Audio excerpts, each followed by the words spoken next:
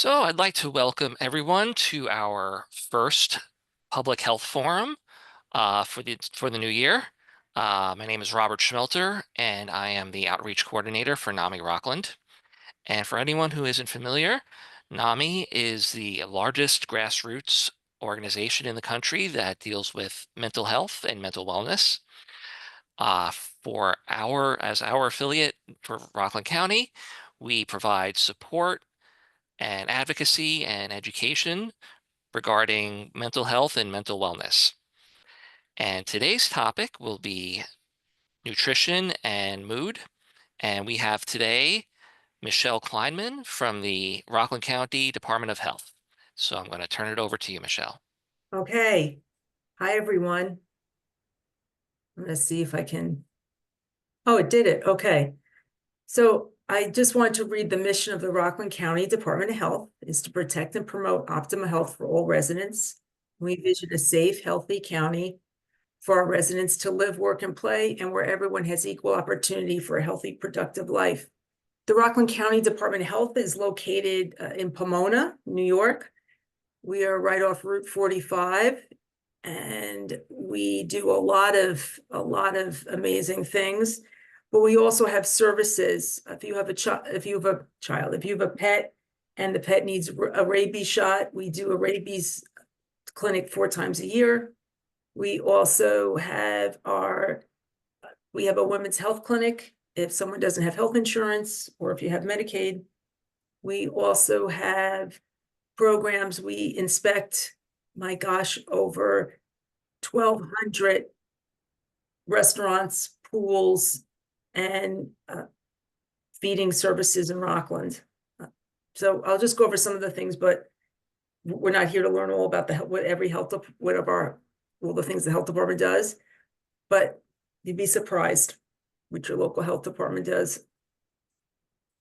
So I also want to disclose that I do have things to disclose because I work for the health department. I would like you healthy, because once you're healthy, that's a less work for me. So, and that's my job, is to educate about, and so you can make more informed choices. So I hope today you can make more informed choices after what we talk about. Please feel free to use the chat. I believe that Robert will be monitoring the chat. But if I don't get to your question, write it down. At the health department, you can always email or call me too. I want to just tell everyone I am a registered dietitian, but I am not a doctor. So always check with your medical care provider and tell your medical care provider about any over-the-counter supplements that you take. Always check your medication for any food or drug interactions. And even with, now they have an electronic health record, it's always important just to state what you're on. So I take a picture of my medication. I always have it on me. I even have it on my phone under the emergency part, so people know what you're taking if they ever have to go on your phone and reach and find out. So just an FYI. So tonight we're going to cover some food choices that may influence your mood, emotions, or mental well-being. We're going to learn about nutrient-dense foods. We're going to talk about easy recipes, and I'm going to give you some suggestions, and maybe you consider to change your lifestyle. Every day, we make choices about the food we eat and our lifestyles. We make choices for ourselves, our families, that make a real difference in our ability to remain healthy and active and enjoy life to its fullest. Healthy eating promotes, supports social, physical, and mental well-being for everyone at all ages, at all stages of life. I liked this picture because it appears to be a mom with her child, and she's bringing the child with her while she's shopping for food or looking for food. And she's really looking at that. And I think that she's thinking, this apple's a good choice. And she has her daughter there, and it's a beautiful apple. So I liked this picture. When Beth and I were talking, Beth Bate, when we were talking about this topic in, I believe it was December. It seems like it was yesterday, but it was early last month. I started doing some research on it. And in PubMed, which is a database of all published research studies, I couldn't find one that really talked about, I wanted more of a meta-analysis, so a look at several studies, but I wanted to know if there were studies with nutrition and nutritious foods and what that meant to our moods. But I found interesting ones about nutrition and per se mental health, but not so much moods. So this was interesting to me. This was one I pulled up, and it was from a meta-analysis study in Poland, but it talked about that we're falling short of advertised levels of essential macro and micronutrients, and the crucial for the operation of our nervous system. And I'm going to talk about that. I'm going to talk about B vitamins, zinc, magnesium, but we're going to look at something that even I was told, and I laughed because I told the gastroenterologist I'm a dietitian, but because of my hereditary, I have some issues with the colon. And she said to me, you have to have more fiber. I said, I eat a lot of fiber, but sometimes we could be doing our best and it's our genetics. But we're going to talk about fiber and the role that plays on mood. So I want to ask you, and maybe you could help me out with this. Maybe you can help me out, Robert, and you could type it in or you can come off mute, whatever you want. What kind of moods have you experienced lately? If anybody would like to share, you don't have to, but. Definitely stress. Okay, that's it. Yes, stress. Myself also. Anxiety. Anxiety, we're going to talk about that. Anxiety. Anybody else? Yeah, anxiety and depression. Depression. Mm-hmm. Okay, sometimes, yes. I'm going to say that I have sons, and if you don't feed them on a regular basis, they get hangry.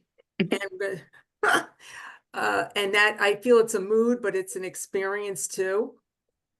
It's a mood, but it's actually, I did some research on this, and hangry is when you haven't eaten for a while and that level of blood glucose in your blood decreases. And when your blood sugar gets too low, and this could be with other things too, is it sets off some hormones. We're going to talk about cortisol.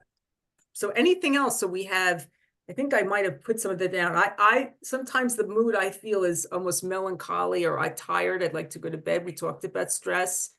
Some of you said anxiety, hangry, cranky. For me, sometimes it's brain fog. Sometimes unable to function. I don't know if anyone else, irritable. Sometimes I'm sorry, say it again. Sometimes there's just a sense of exhaustion, like you're already defeated before you try. Sometimes that happens to me at 7 a.m. Well, if you have boys, I can understand. Yeah. Yeah. Or the cat she got me up at 3:30 this morning. Boy, she's. Sometimes I feel fine. However, the cat that I live with, or the people that I live with, should be listening to this. There are, we're going to talk a little bit about, could this possibly be moods? But we're going to go through this. Let me go. So next, this was from Hippocrates. Bad digestion is the root of all evil. And I'm going to explain that. Has anyone ever heard of that expression, to go with your gut? Yes. And, yeah. And I think doctors now are really learning. In the past decade, it's more mainstream that it's not just what's happening in the brain, it's the whole body. And that it's called it used to be the cranial nerve, but it's now the vagus nerve, and that carries signals between your brain, your heart, and your digestive system. So your vagus nerves are part of your body's nervous system, and they play important roles in involuntary sensory motor functions, including digestion. So to digest, absorb, distribute nutrients throughout the body. If you can't absorb the food that you're eating, there could be some consequences. That's what we're going to talk about. Even your heart rate, your immunoresponse, and your mood. And that's why sometimes some people refer to our gastrointestinal system as our body's second brain. And I'm going to talk really today about when you're not feeling good, or but also take note, and I don't think we do this enough, is when we're feeling good, look at what happens. And when we're feeling good, meaning what did we eat the day before? What did we do the day before? What affected you this morning that you were able to get out of bed, feel good, and feel that you could seize the day? So we focus always on what's wrong, but I like to sometimes shift that type of thinking into focusing on what's working.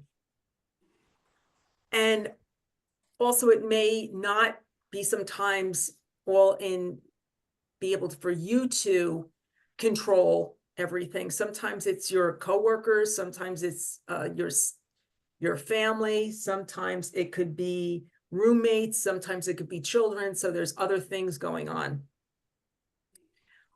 We're going to talk a little bit about that second brain, that gut, and and why it's so important. And interesting, has anyone heard about the microbiome? Yes. Okay. And your gut microbiome is unique to you, and you actually inherit your first gut microbes, interesting, during a vaginal delivery. So you got it when you came out of the womb. Or if you were C-section, that may be different, but also it's through a mother's breast milk too. So interesting. The microbiome is your gut microbia. That's the permanent bacteria that resides in humans. And that has the highest concentration of all these bacteria, some not so healthy, some healthy. It resides in the colon. And your individual microbiota pattern is highly variable, and it varies depending on environmental conditions, depending on your diet intake, your exposure to infections, medications. Sometimes I had a sinus infection, I had to take a antibiotic, and I was pretty impressed with the doctor because she said to me, you better take a probiotic with this. It's also depends on your genetics, your age, sometimes even your hygiene factor, what kind of soap you're using, or if you don't, or if you're not able to clean the same. And it can be this interaction with this bacterial community. It can really be challenged because it can be challenged, especially we talked about fiber. Gut bacteria thrive on fiber. So I think I'm going to make a nice bumper sticker or a hashtag, because people don't use bumper stickers anymore. I'm going to do fiber is fundamental. So these are just some of the things that we're going to also talk about.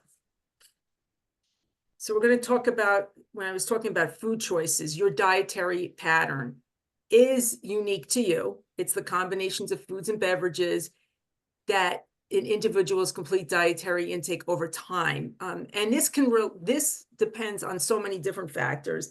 Looking at your dietary pattern, I have here just some things. When I'm amazed how many people enjoy, I can't even say this word, Takis, but that to me is we're going to talk about processed food, but that's one of those ultra processed foods.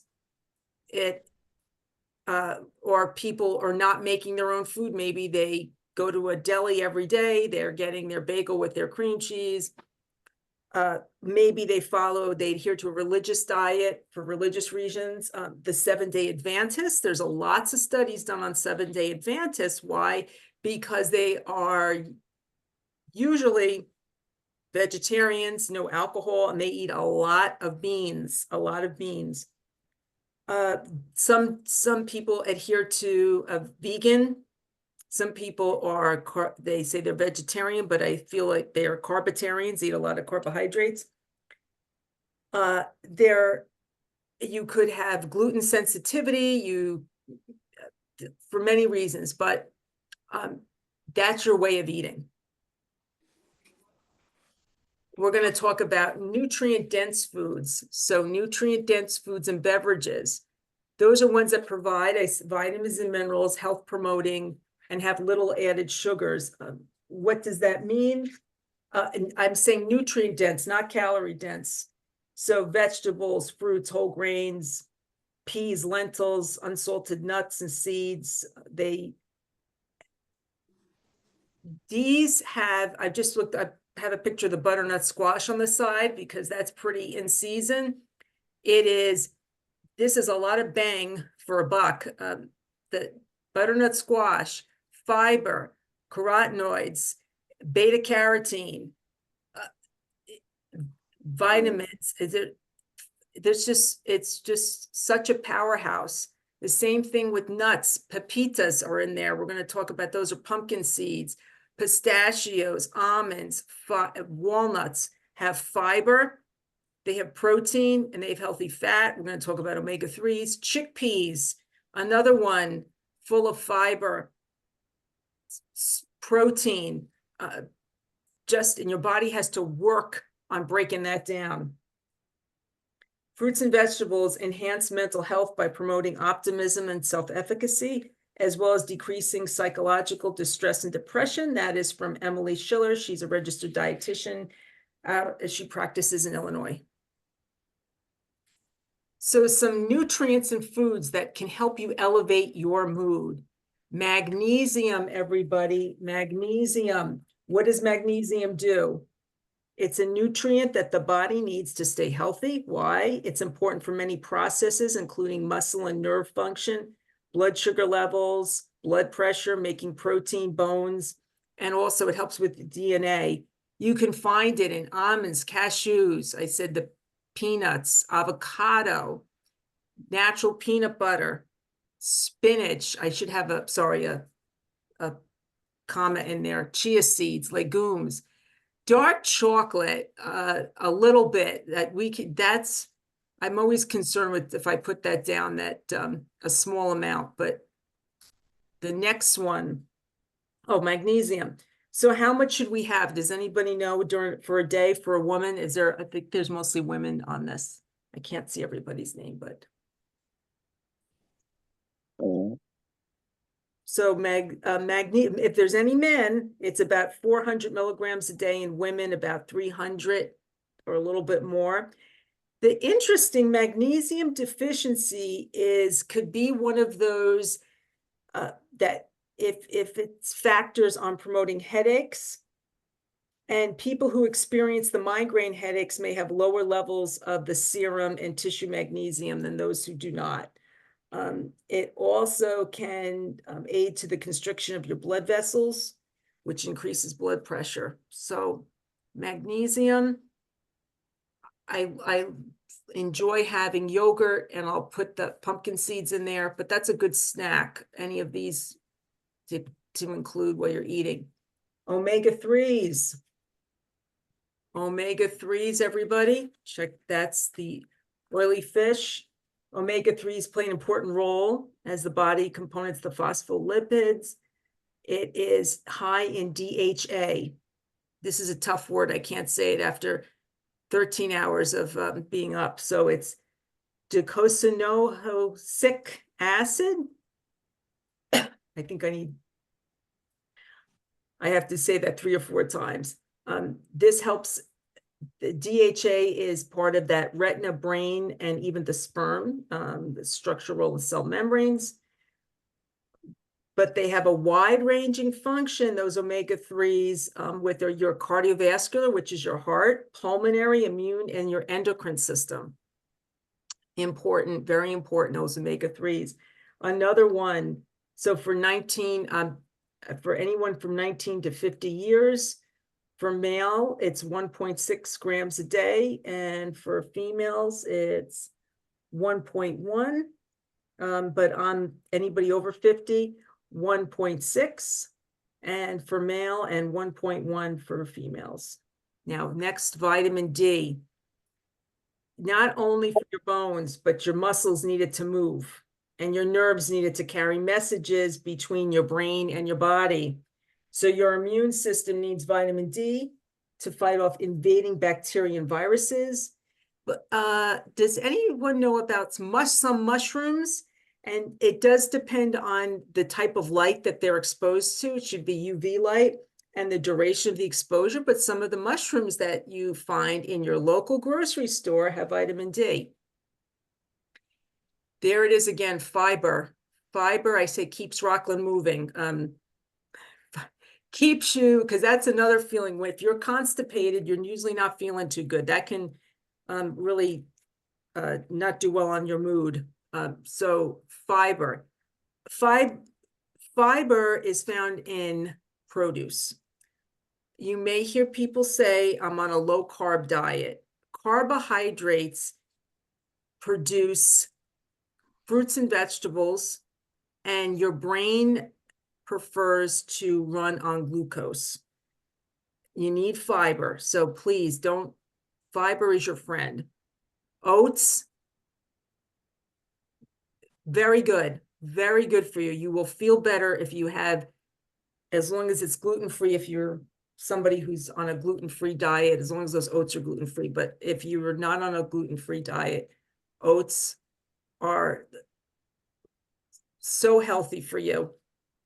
And sometimes we do say having oats that you have to have steel cut. There are other quick cooking oats that you can use. Bran, berries, very good. They have the antioxidants. Now, caffeine. Caffeine, too much is not good. And that could be up to any amount, after 250 milligrams. So usually 2 to 3 cups. When I say cups, 8 ounces, not the 20 ounces at Starbucks. That would be 60 ounces. That's too much. But caffeine can, there is one thing it can contribute, that feeling of anxiousness. So 2 cups, that would be about 16 ounces. That is okay, but more than that, they find that could definitely contribute to anxiety. And it also, after 3 p.m., some people are very sensitive to it. It can keep them up at night. I'm going to talk about sleep later on. So you definitely need sleep. So be aware of caffeine. And I happen to like the taste of coffee, so you could go with decaf. I don't know if, then as my brother-in-law says, what's the point? But these coffee drinks that are out there today, just be aware of them. There's a lot. There could be even more caffeine. Caffeine is also found in sodas. Other nutrients. I have here prebiotics, and you'll see the E. I have the E highlighted. Prebiotics, E is for energy. I say the prebiotics are the primer for probiotics. So the probiotic is the organism. The prebiotic will give the energy so that organism can work better. So foods that are typically, they're high fiber foods, and they act as that food for the bacteria. Whole grains, bananas, green onions, garlic. The picture that I have here, that's a sunchoke. It's not an artichoke. It's a Jerusalem artichoke. It's more of a tuber, but artichokes themselves are also considered a prebiotic. Okay. Am I losing anybody? Is everybody following? Any burning questions, Robert? Anything in the chat that's burning?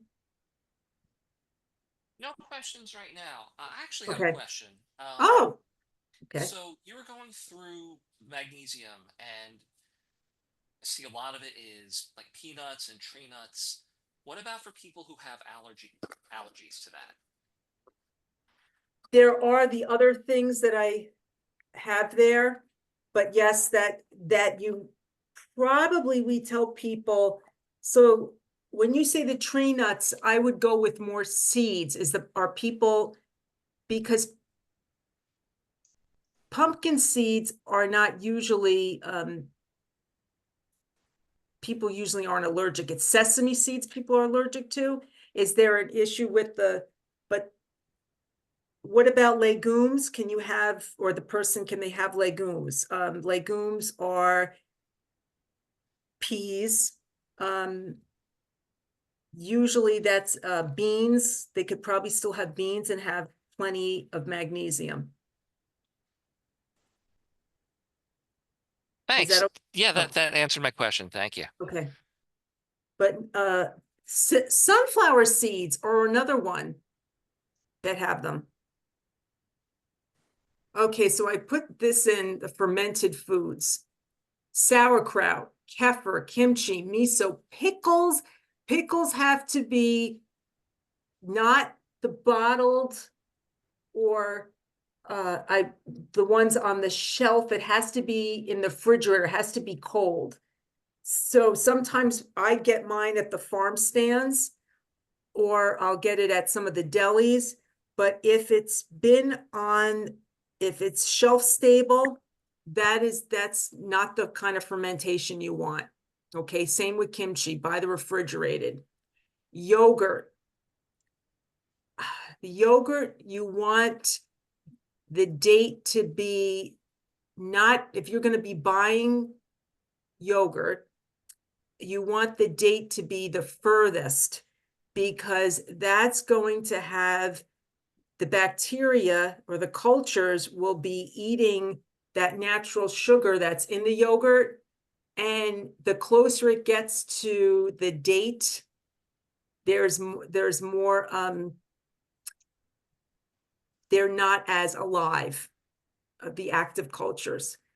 So also frozen yogurts, once they're heat treated, they lose that live and active culture. Somebody had talked before when we started this, the Chobani Fage. I look at the back and see how many of live active cultures, different ones. Some only have 2 strains. I want 4 to 4 strains. So you want to look at that. But the pickles, I said about the pickles, definitely don't go with the shelf stable. Okay. But you can eat yogurt past the date of, it's not an expired date, it's Best Buy. Something else I don't have here is I have kefir, but I didn't put down buttermilk. That's another one. Buttermilk is good too. Other nutrients that help elevate your mood, vitamin B12, that is especially important for the vitamin B12 is the hallmark for when people don't have that. So vegetarians, vegetarians or vegans, we're always concerned with, I tell people to make sure that they're getting their vitamin B12, because there's so many other things that can happen. Fatigue, palpitations of the heart, pale skin, dementia, weight loss, infertility. So you can be at risk for vitamin B12 deficiency. As we age, we lose some of that factor that will help absorb that. Pernicious anemia, surgical procedures in the gastrointestinal tract. So some people, if they've had maybe they've had a surgical in their gastrointestinal tract, certain medications.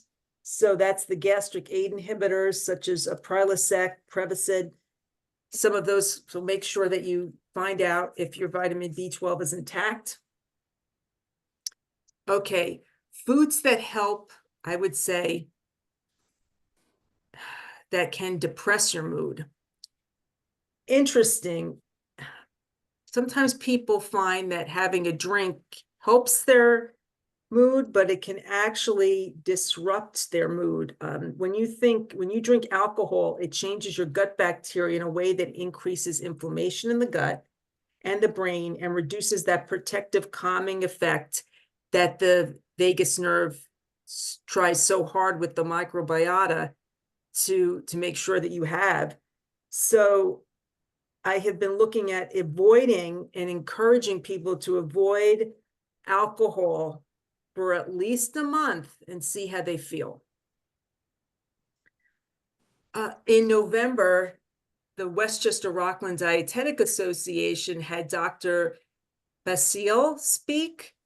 And he is a professor. He actually has a doctorate, but he's a professor at SUNY Oneonta. I thought he was just an amazing speaker.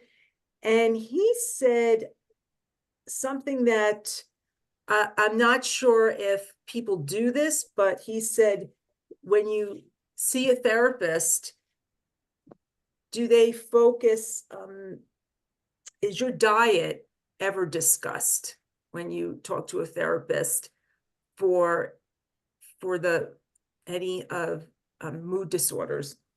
And he said, interesting that your people who consume ultra-processed food usually they do have the more table salt that's in it, and processed foods have less vitamin C, magnesium. But interesting, he said that 60% of the food consumed in the United States comes from grocery stores. 73% of the food supply is ultra processed, and the human body has less work to do. Interesting, because when you're eating these ultra processed foods, and I'm looking at those tortilla chips and the Doritos, and looks like some Cadbury chocolate, I think, or the donuts, we lower our chewing frequency compared to whole foods. When I eat an apple, I have to do a lot of work. But when I'm eating a donut, I don't have to chew it as much. It was very interesting. So they're energy dense, they have a lot of calories, very nutrient poor. And this processed foods lack a lot of antioxidants. And it's interesting, the frame messaging, when it's almost, this is acceptable. This is a Western American diet, this processed. And I'm just concerned. And why am I putting these? I'm going to also talk about Dr. Oscar Allen used to be our epidemiologist in Rockland, and he had said a very poignant, I really was amazed to think about how he said the following statement. He said, when people come here from other countries, they usually are pretty healthy. Within 5 years of our lifestyle and eating these foods, these ultra processed foods, within 5 years, they have the same health conditions as Americans, high blood pressure, hypertension, cardiovascular disease, prediabetes. That to me is very concerning with these ultra processed foods. So some of the things that I do talk about, especially in the winter,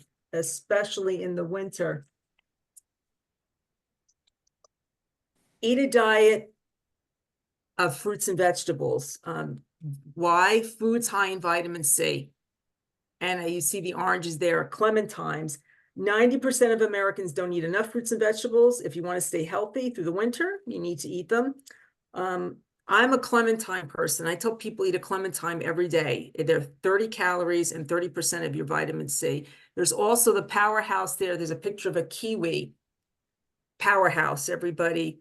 Vitamin C, potassium, fiber, okay? Powerhouse.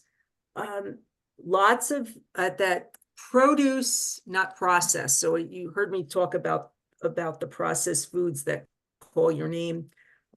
Interesting to look at processed food. If you are buying something such as a TV dinner or something frozen, just look at the ingredients, please. I tell people if you can't pronounce it, don't ingest it, that word. Speaking of frozen, though, fresh, frozen, dried, or canned. Frozen is a great choice for fruits, vegetables, especially the vegetables, because they're picked at their peak, they're priced right.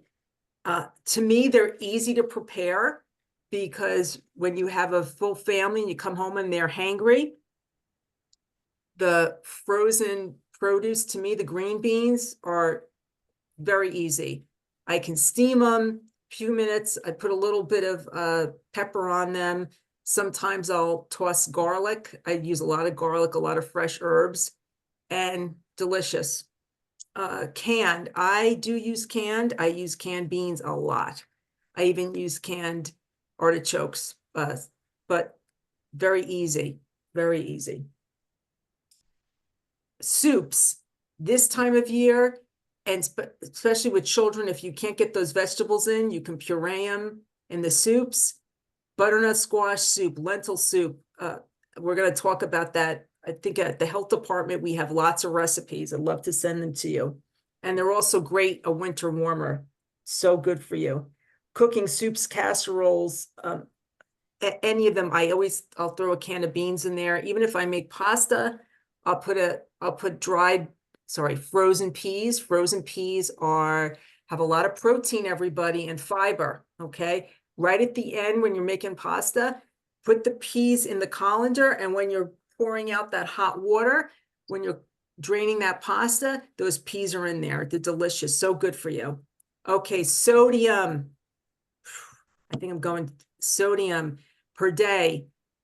If you have a risk factor, so I happen to be over 50, I have coronary heart disease. I'm 1900 milligrams I really look at my sodium per day. Otherwise, if you don't have a risk factor, 2300 milligrams of sodium. And back to the soup, I forgot to say, I always make extra. Either I'll freeze it or I'll just eat it during the week. For every day for lunch is so good for you. Hydration. This is a cause of a lot of headaches. I'm amazed how many people, when I ask them about water, they really don't drink water. So make sure you're hydrated. There is factors, how much water you need, your age, your sex, your activity level, overall health. More water is needed really by people who are pregnant, individuals with certain health conditions, congestive heart failure, renal disease have different fluid needs, and the same is true with any serious infection. And if the norovirus, you might have heard that we do talk about that at the health department. That's a lot of elimination. You want to make sure that you're getting your water in. Women, the total amount of water could be anywhere from 8 to 11 cups a day, depending on your height and weight. And for men, depending on your height and weight, you could go up to 15 cups of water a day. Interesting, when we did talks at schools, it was the Condor Swim Club had me come years ago, but we talked about talking to your kids about the color of their urine, and we want to make sure it's light yellow. We don't want it dark. And I think kids need to know that, even though this would just happen with the swim club. I said, you're in the water all day, but you still need to be hydrated. Best thing to do right when you get up, drink a glass of water. That's one of the, but always do that. Speak to people about that color check. An easy way of checking if you're getting enough water is to take a look at that color of urine. We really focus at the health department and is to drink water. Water should be the drink of choice. And I do tell people bottled water has, especially with the plastic, water should not be sitting in plastic. And if you keep it in your car on a hot day, just it should not be glass, drinking from a glass instead of the plastic. There's a lot of chemicals in that plastic, and if that water's sitting in there, please, that's something that if you get one thing from me today is make that change and to glass, drinking out of glass. I do take a reusable water bottle.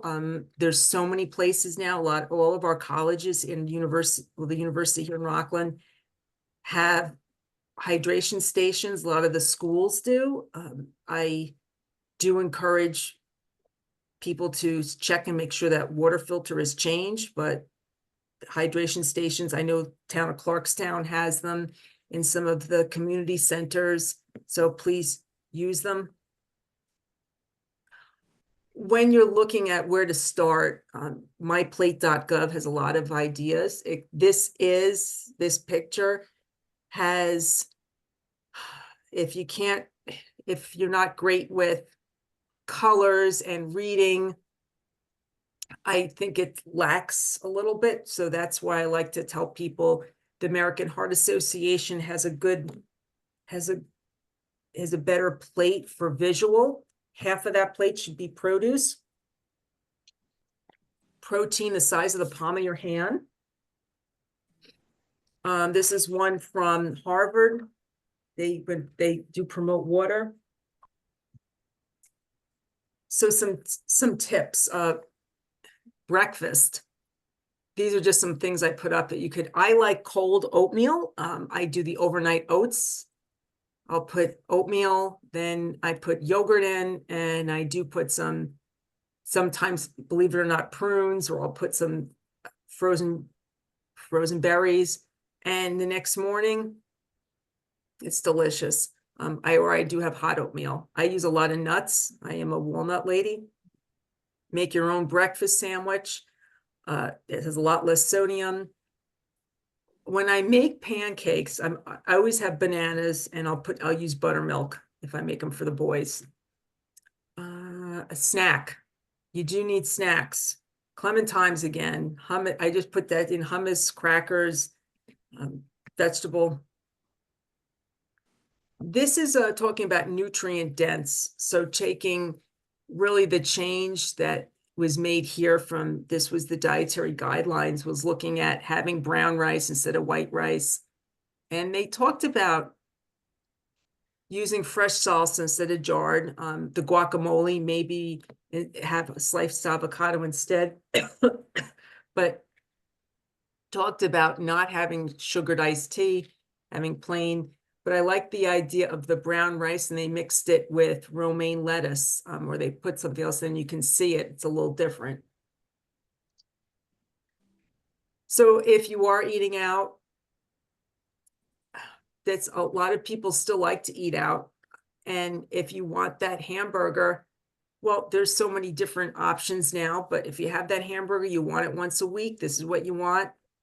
I say that you can eliminate it, but if you want to have it once a week or once a month, go ahead. If that's something you enjoy and you're having a smaller amount, go for the single instead of a double cheeseburger. I'm somebody, I always, when I get a turkey burger, I ask if they have it, if they have rye bread. I happen to like rye bread, so I'll get it on rye bread instead of with a bigger bun. I do get a salad on the side instead. And my husband's pretty nice. He'll share his sweet potato French fries with me. So that's how we do it. Just some ideas. Habits, and that can make a difference. How am I doing on time? Let me just check. Oh, okay. So eating 2 or 3 meals per day. It's also important to eat your meals at similar times. That helps out your body. If you work the night shift, I really suggest, or late days, to speak to a registered dietitian or so they can adjust how much carbohydrates and your night and your really is having maybe more before you're going to work. That could be your big meal. We talk about planning, having a plan, looking at how maybe it's 3 days this week, I'm going to have vegetables, or if you're going to the supermarket, make a plan. Variety. Please, even at any age, you can always try something new. You don't have to like it, but variety really helps your gut. It helps that gut microbiota, sorry. Food, diary, I keep when I feel good, I write that down. And when I don't feel good, I have that down. Sometimes you could just put on your phone. Look at your sleep patterns. 10 p.m., try to go to maybe set alarm off on your phone. So by 10:30, you're in break. If you feel stressed,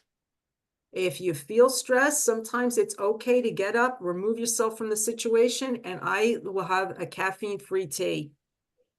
Action plan, break it down, make it attainable, have a plan, and we do that in some of our classes, so I'll talk a little bit about that. Look where you place your food. This was a refrigerator that I know somebody who had it. I had to take a picture because you could see there is some strawberries there, but it's not very, you can't, if you're keeping all your food in the healthy food or the less processed in the crispers, you can't see it. Whereas on this one, keeping it where you can see everything can help.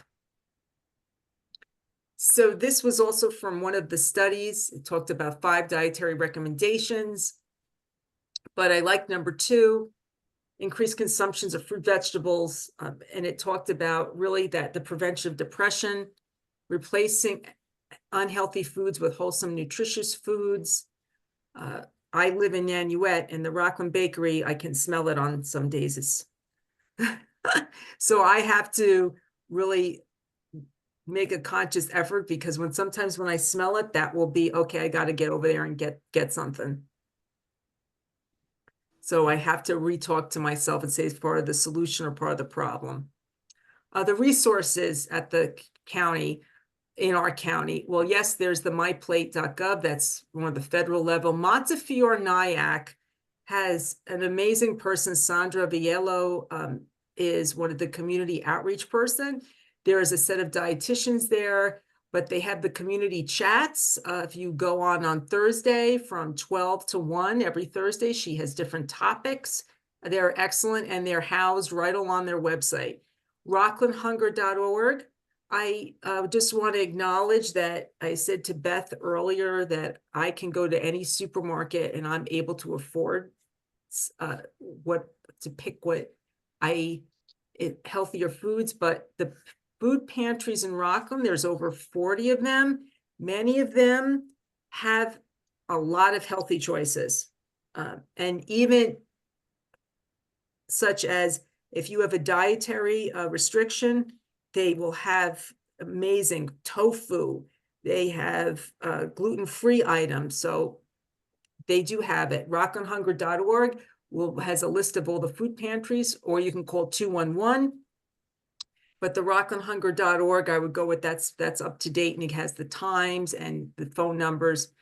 At the health department, please, we have recipe books in English, Spanish, and Creole versions. I had my phone number earlier, but you can call me up or you can email me. But if you call me, I will send you one of our books. We also have plates, portion plates, programs facilitated by the Rockland County Department of Health. They are free. We have a chronic disease self-management program, diabetes self-management. They're 6 weeks.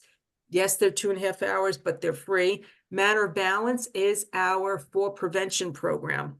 We don't have one going on now, but we're starting in the spring, summer, and fall. And that's my bibliography. And let me stop sharing. I think I spoke too much, everybody. You did great. Thank you so much. That was so good. Very actionable information, very practical information that people can start putting into practice immediately. So I thought it was wonderful. Thank you. Oh, okay. Does anybody have any questions or comments? I like comments too.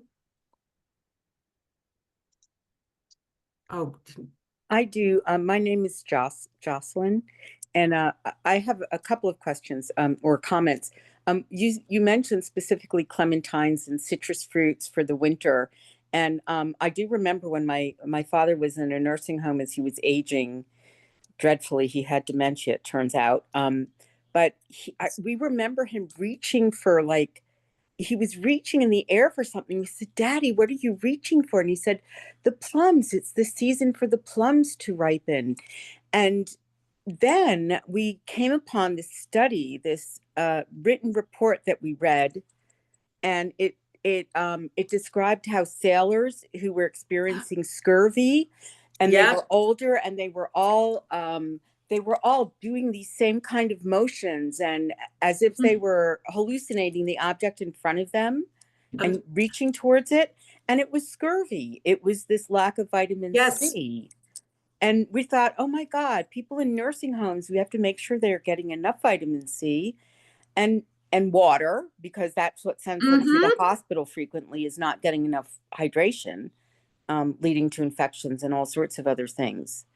But so did you read that report? Yes, and it's interesting, Jocelyn, because that's how they realized that when they had these ships, it was actually, I think in the 1700s when they were coming to America, that's what the sailors used to get, scurvy.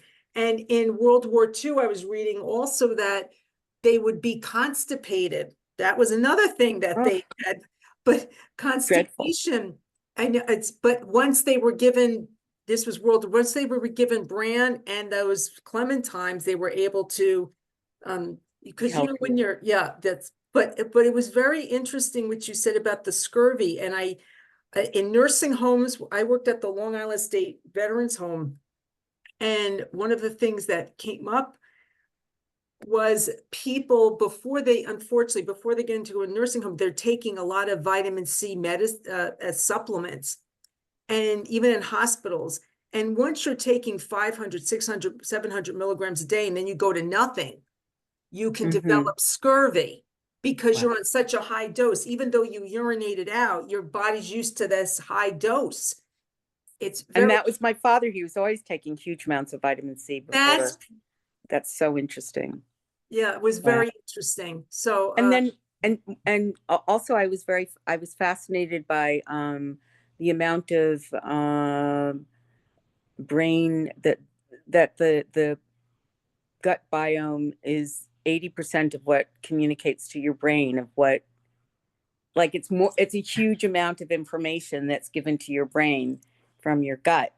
That does affect everything from your stress levels and cortisol. And I was taking a class today at the program I go to, and we were discussing all of this actually. So this is just like sinking everything into me.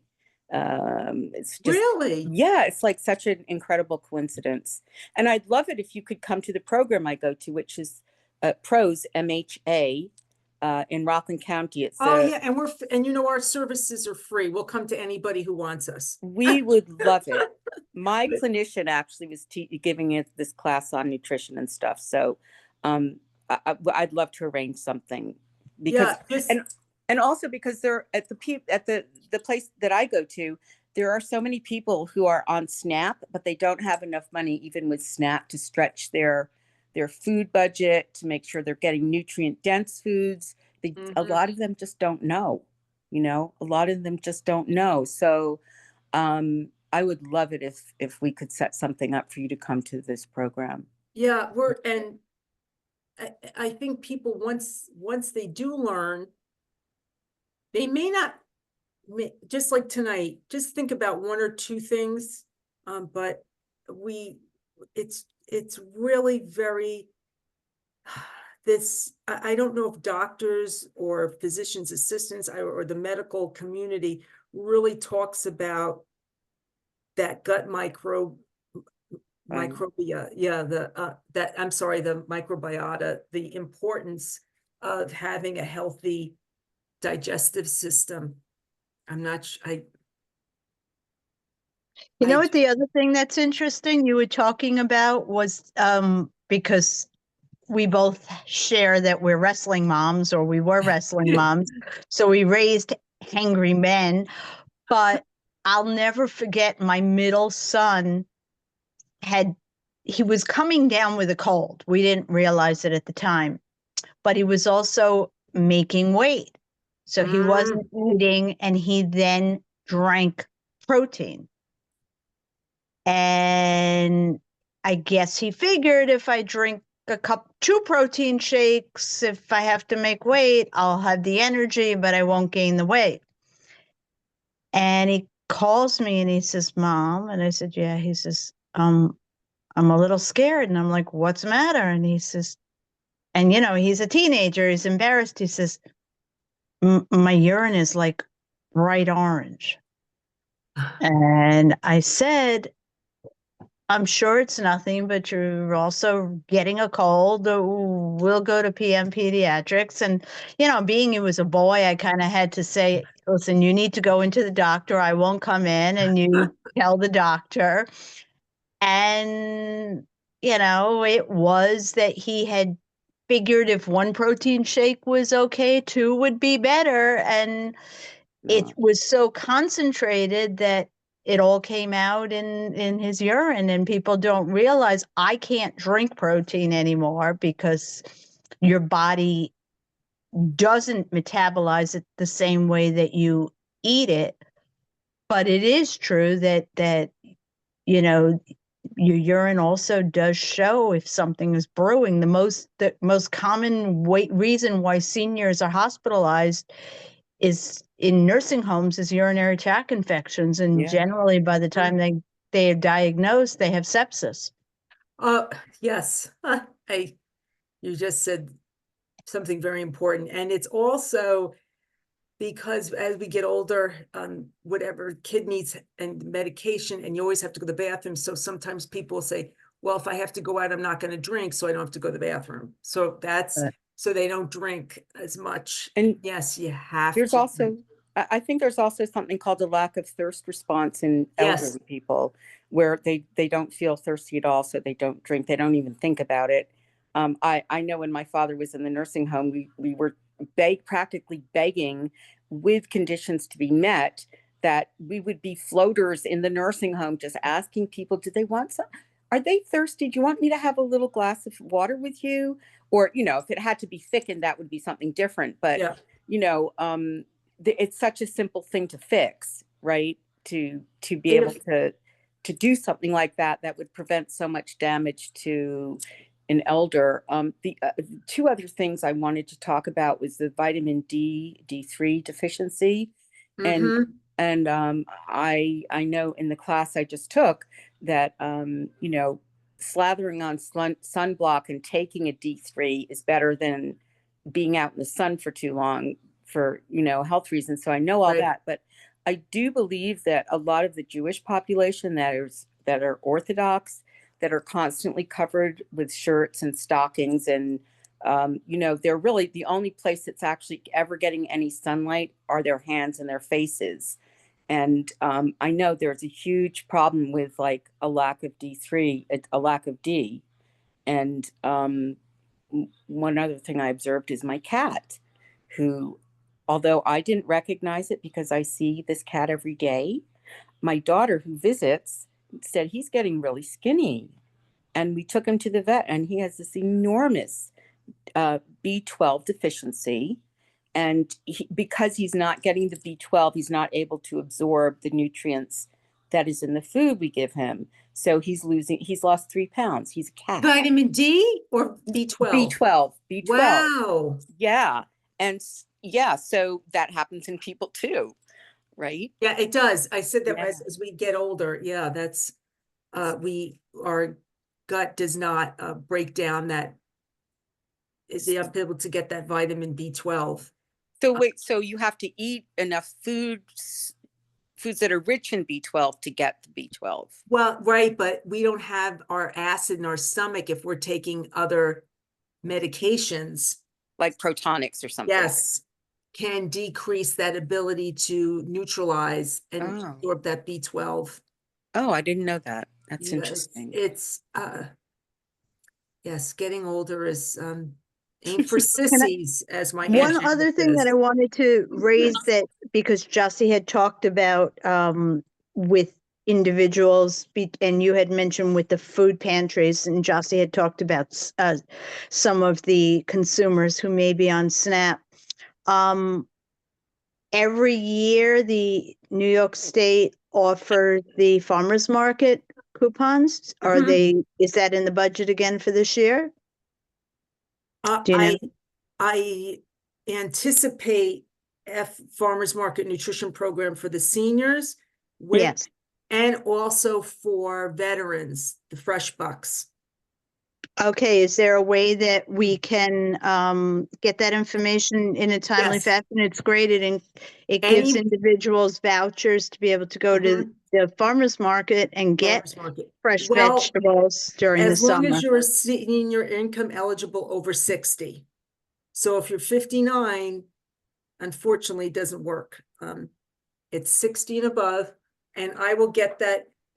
That timing is, I believe, July 2nd for seniors and June 1st for our WIC population, women, infants, and children. For veterans, that as long as you're a veteran, it's not income eligible. It is as long as you or your spouse was a veteran. It doesn't have to be a foreign war. My father was not in a war, but he got the veterans checks. Is that a one-time voucher, like a one-time $25 voucher? 25, but it could be 2 people in your household. It could be 3 people. That's Okay. not dependent on, it's not dependent on one in the household. Mhm. For WIC, it is per child and not infant, I believe, under 6 months, but per child under 5 and under, and per parent. Hmm. It's or breastfeeding. I think it may be breastfeeding after. I will find out though. So there was last year for the seniors, I think it was over $100,000, and we got almost 170,000. I will check. But it's not always redeemed. It's a shame. So I don't know what our redemption rate is. I'll find out in March. They don't give that until March. We'll find out our redemption rates. But yes, Beth, and they can come to either a library or it could be anybody else. Thank you for the informative. Oh, thank you, Miss Anita. Thank you. And anything else anybody wants to share, but I can get that to you, Beth, but we won't.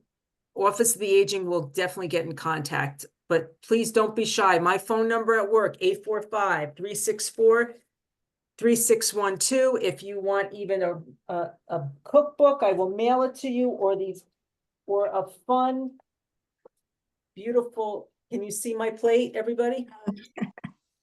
This is a very highly prized item. I love have that. Oh, I one have it upside someplace. down.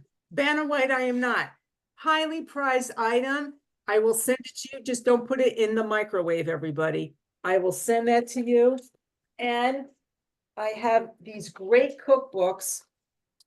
I will also send to you, or Beth, if you want me to send them to you, if people don't want to give me their name, I'm okay with that. But we have them in Spanish and English and Creole. And they're nice recipes, all on produce that's grown in New York. So pumpkin sage soup, doesn't that excite your taste buds? Well, that's a Spinach- good segue to just quickly wrap up. And then if there are any more questions, I'll turn it back over. First of all, we can meet up and I could pick it up if you want, and they could pick it up at our office. Okay.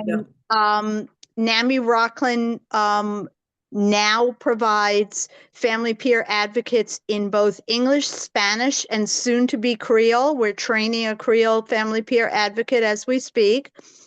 So we are looking to, be able to be culturally appropriate for some of our clients who would feel more comfortable working with somebody who understands the differences in the community. And we are starting, actually tomorrow night, we are doing a NAMI Basics in Spanish, virtually. We will do one in English. If anybody is new to NAMI and picked this up from a referral, we are an organization that provides education, advocacy, and we do also peer-to-peer support, both virtually and in person.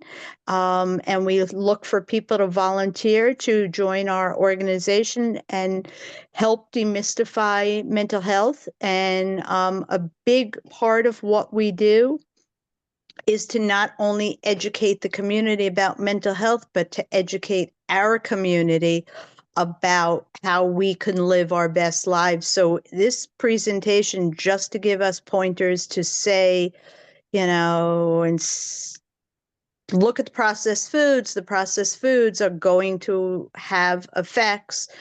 We talked before, and I just wanted to have you finish up with,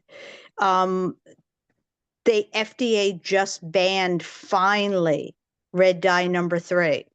And if you talk about one chemical that there is definite evidence affects, especially children, there are a lot of hidden additives that if you don't read the labels, do have counterproductive effects. You might think that you're eating something really healthy, but it might have something in it that is really not good for anybody. But like in the case of the dyes, it was definitely not good for our children with behavioral health issues. Yeah, that has been spoken for years. I remember when my kids were little, I would constantly look at what they were having, and looking But at adults too have to realize, Adults, as we age, our sensitivities change too, and there are definitely foods that you may have been able to eat when you were younger that your body just doesn't tolerate as much, and I mean, you have to look at the labels and you have to listen to your body, because your body is, there are signals. So if you look at, there's especially when you go to a bakery, any kind of bakery, but the amount of the red dyes that you see on the icings and it's cumulative. You can't get away from it. It's some of soups. Sometimes they add red dye to salmon. Sometimes so it looks pink. It's one of the things we were talking about, that app that I talked about, caramel coloring. It's yeah. not banned, but apparently it was in one of those foods that I had scanned, and I can't remember what it was. It could have been the hot chocolate that was an ultimate failure. Sorry, guys. But you look at hot chocolate and you think that it's made with dried milk and cocoa, and I knew it had sugar and I knew it had some kind of shelf life preservatives, but they weren't going to drink a lot of them. And apparently the reason that it scored so bad was it had caramel coloring, which is obviously in all of our sodas, and but I didn't. Pumpernickel bread. I forgot. I just bought it because I like pumpernickel bread, but it's usually in pumpernickel bread. I totally forgot. And then when you said it, I said, Wow.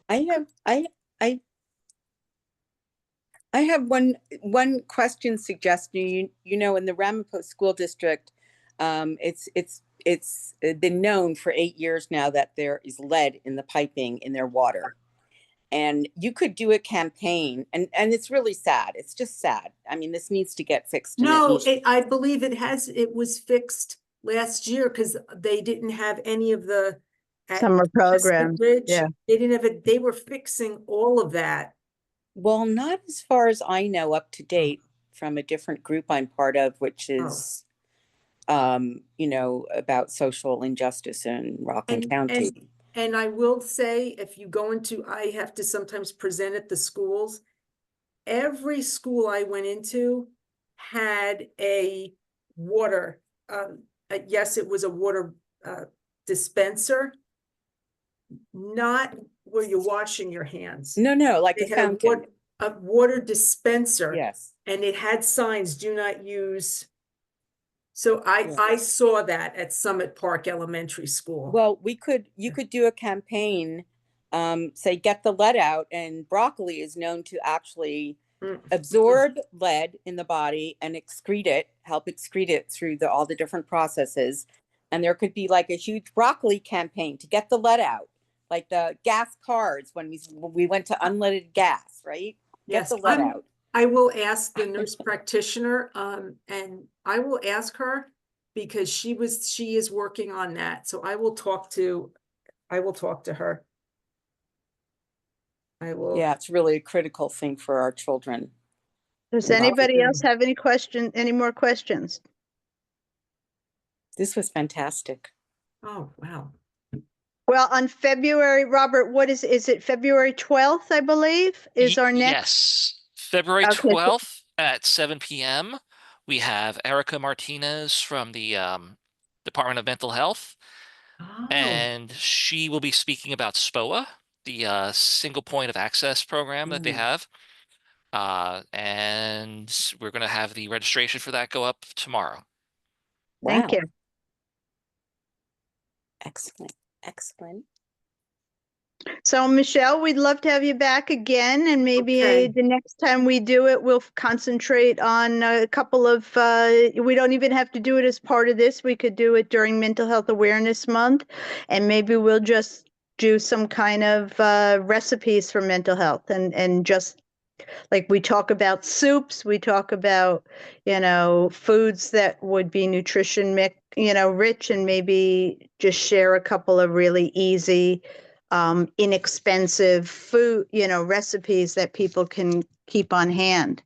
So we'll talk about that, but I think it would be great to be able to provide our community with some tips, because when you want to make the change, sometimes it's very overwhelming. Yeah, that's why I said pick maybe one thing and then an action plan. Maybe next week you do something else. But someone asked for the slides. I think I sent them to you via PDF.